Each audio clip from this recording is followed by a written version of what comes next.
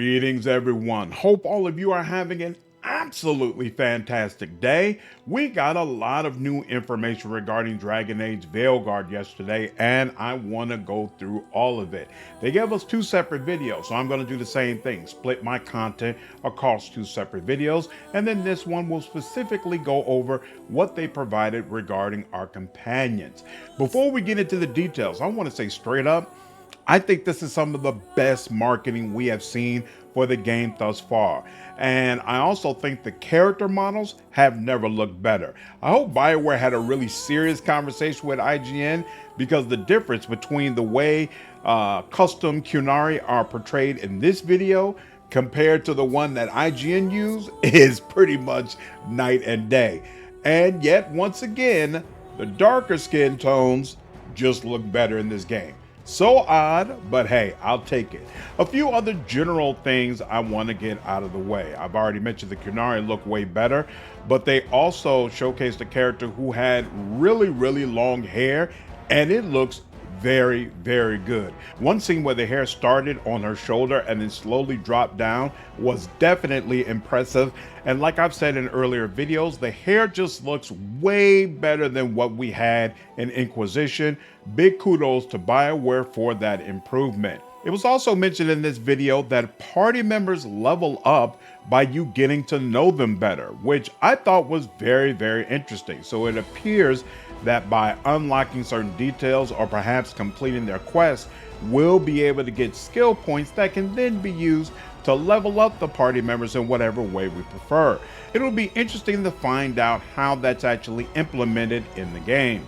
And then finally, towards the end of this video, they talked a little bit about Rook's relationship with Solas. And specifically, they said figuring out whether or not you can trust Solas is a big part of the game. Do you agree with him? Do you feel like he was right? Even if you don't feel like he was right, do you believe he can be redeemed? Or is he someone essentially that you feel like you cannot trust and you have to stand against them? You all already know where I stand. Solas is right. Solas did nothing wrong. And I really hope we are allowed to have a playthrough where 110% I stand with Solas, regardless of the consequences. That's absolutely the way I plan to live stream Veilguard. All right, with all that being said, let's get into the information they provided regarding each party member. So first up was Nev. She's a member of the Shadow Dragons, and they specifically oppose corruption and slavery in Tevinter, which was actually a surprise to me. I just automatically assumed it was an evil organization considering it was located in Tevinter, but no, they're fighting for good. And it makes me wonder, is Dorian aligned with them? I haven't read a lot of the comic books or the books that are placed after Inquisition, so I wonder if there's already some materials confirming that Dorian is working with them and trying to change Tevinter for the better. Now, she's also a Nord detective, and it'll be interesting to see if we actually help her solve cases and have to put together clues. I actually love mysteries. I love games that allow me to do detective work, so it would be really interesting to see that aspect come out in her personal quest. Now, from a mechanic standpoint, she automatically comes with the ability to slow down time, and she is a healer, in addition to having access to ice magic, which your main character, I believe, will not be able to use. So all the way around, she's a controller, someone who can help ensure that enemies do not overwhelm you on the battlefield. From a personality standpoint, she is noted as someone who is aggressive and fierce and absolutely fights to get what she wants. Definitely looking forward to learning more about her. Next up is Lucanus. He is an Antivan Crow assassin. If you've played the previous Dragon Age games, you already have some background on them. Like other Antivan Crows that we've met, he is absolutely heartless and dispassionate about carrying out his contracts, but he's also a romantic, dealing with past trauma and slowly learning how to trust. That makes him very different from Zevran, who also came from a very traumatic past, but had already kind of gotten over it by the time you meet him and had decided to see the very best in life. So it'll be interesting to see Lucanus's perspective on how he became a part of the Crows.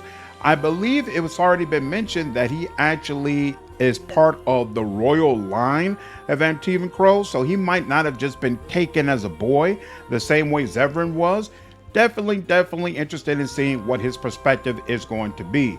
Bioware mentioned that out of all the party members, Lucanus has actually went through the most changes because they found it a little bit difficult to try to make sure all aspects of his personality were covered by the content that you have with him. So it'll be interesting to see by the time we finish the game whether or not it seems like Bioware has done a good job of presenting someone who's a heartless killer, but at the same time dealing with a lot of inner turmoil. Next up is Bolara. She's a member of the Veil Jumpers, and this is an organization that focuses on exploring ancient elven ruins. She's noted as being creative, romantic, joyous, and optimistic. But like some of your other party members, she also has a very painful background that she is trying to deal with. Bioware has stated that out of all your party members, she's one of the most relatable ones, and I do plan to romance her in my live stream of the game. Of course, since we're hardcore siding with Solus, gotta romance an elf, and I find it interesting that she's so passionate about the Veil. I'm really curious what her thoughts will be regarding what Solus wants to do. It was also mentioned in the video that her abilities make enemies more vulnerable to electricity damage, which means she combos very well with Veil Ranger, which is a specialization under Rogue, where you'll be able to shoot enemies and cast electricity on them. I assume also that she would pair well with an Elemental Mage, since I believe they have access to electricity and chain lightning. I'm really interested in seeing her skill tree because I want to know why Bioware decided to give her a bow, and if her mage abilities are going to feel significantly different from what Nev and Emmerich are capable of. Speaking of Emmerich, he's up next, and he's a member of the Mourn Watch. These are individuals who guard the Grand Necropolis in Navarre, which we heard a little bit about in Inquisition, but we never met someone who actually worked there and could tell us more detailed information. So this should be a fascinating experience having him in the party. Most likely the elven gods breaking out of their prisons has disturbed the dead, and Emmerich is joining with us to try to put them back to rest. Unlike the vast majority of necromancers you meet throughout Dragon Age, Emmerich is not evil at all. In fact, he's noted as being noble and very likable. He also comes with his own mini-companion named Manfred, which is a wisp who has been placed inside of a skeletal body. Emmerich has a parental relationship with Manfred and is attempting to help him learn, grow, and develop. One other interesting note is that if you romance Emmerich during combat, he'll refer to you as my dear and give you compliments on what you're doing, which makes me very interested in how the other party members change based on your relationships with them. Next on the list is Davon. He's a Grey Warden, and of course, if you've played any of the other Dragon Age games, that organization needs no introduction.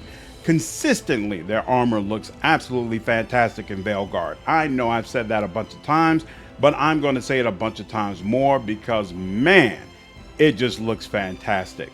Davon has a griffin named Asan who follows him around, and he's on a mission to try to save the other griffins that the Grey Wardens have been able to rescue.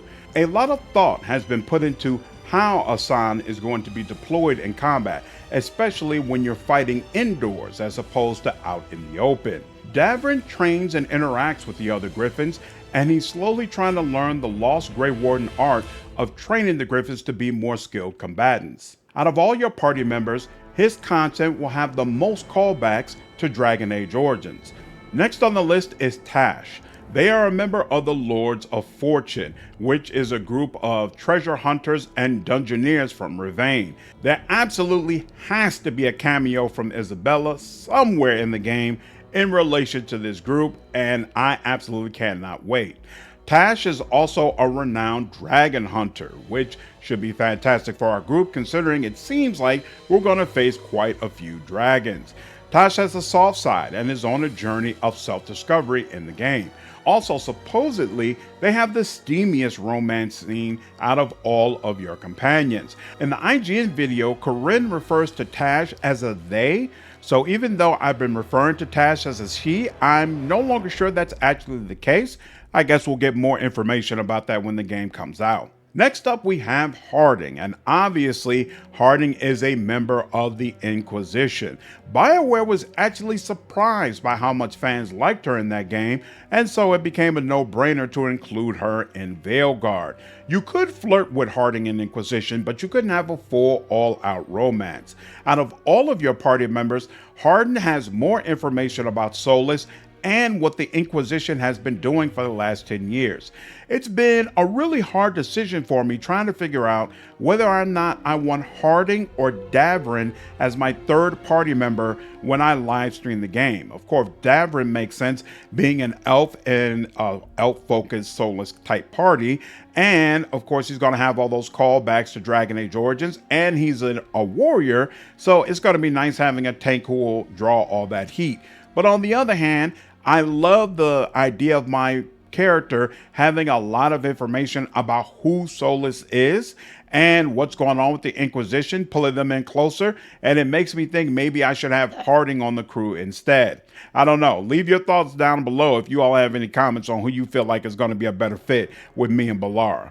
All right, last on the list, even though he's not a full all-out party member, they did give us a little bit of information regarding Varric. So obviously Varric is supposed to be serving as Viscount of Kirkwall, but we all know that kind of role doesn't really suit him. So instead he's been out and about helping in the hunt for Solus.